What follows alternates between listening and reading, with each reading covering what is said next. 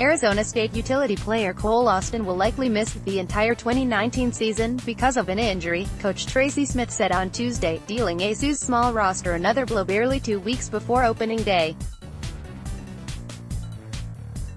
According to a team official, the redshirt junior and former West Virginia transfer is battling a back injury, the same ailment that hampered him during his sit-out season last year too.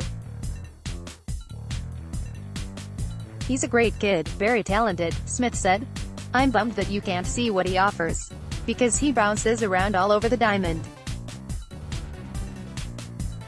He's a middle-of-the-order bat, but just unfortunate for him that he's not able to do that this year." A 6'1", 185-pound native of Georgia, Austin was expected to give the Sun Devils lineup veteran depth this campaign.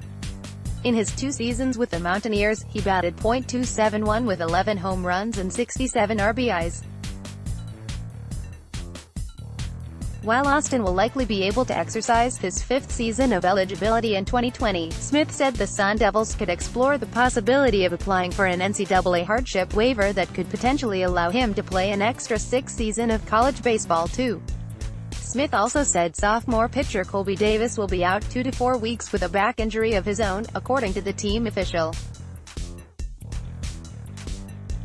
With Austin and Davis unavailable, the Sun Devils will begin the season with just 24 healthy eligible players, including 13 batters, the smallest roster in the Pac-12 and of Smith's 5-year tenure at the school.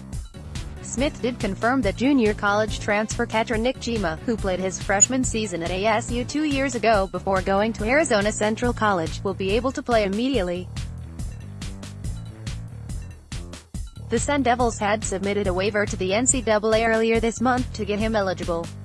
Despite the lack of numbers, Smith downplayed concerns over the team's depth. "Everybody here has a role, you get focused reps because you're all going to contribute," Smith said. "The small roster is not an issue now. The only part where it really affects you is in practice stuff." Smith and hitting coach Michael Early said the Sun Devils have tweaked their practice routines to accommodate the smaller roster and give players' bodies more rest.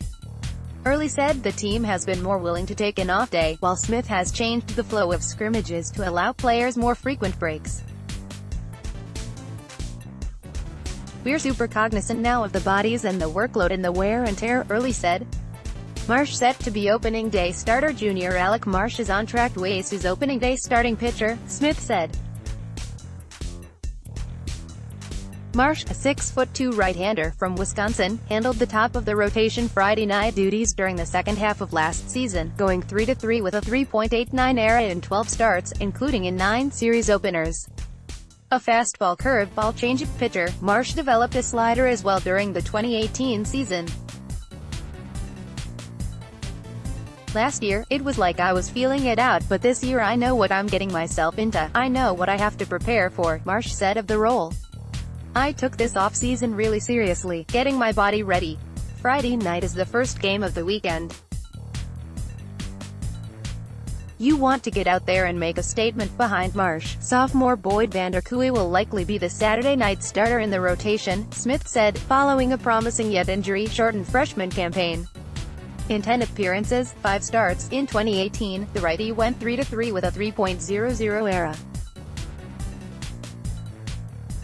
The Sunday and weekday rotation spots remain undecided to this point, with junior college right-hander RJ Dabovich, freshman righty Eric Tellman and sophomore righty Brady Corrigan all in contention. Hard-throwing freshman righty Blake Burzel is still likely to open the season as the team's closer. Smith also suggested that junior outfielder Carter Aldrete could double as a pitcher, if needed. "We're about where we want to be, so the biggest factor over the next few weekends is figuring out those roles of how the pitching staff is going to shape up," Smith said. "A lot of capable guys, we just want to make sure we want to put them in the right order." Torkelson penciled in as no.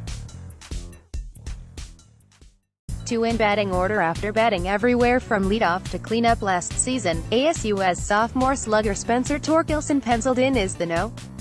2 batter for now. While Torkelson led the country with 25 home runs in 2018, he also recorded a .440 on-base percentage in his freshman season. Though the rest of the order is still unclear, Smith hinted at the possibility of using sophomore left fielder Trevor Hauver in the leadoff spot.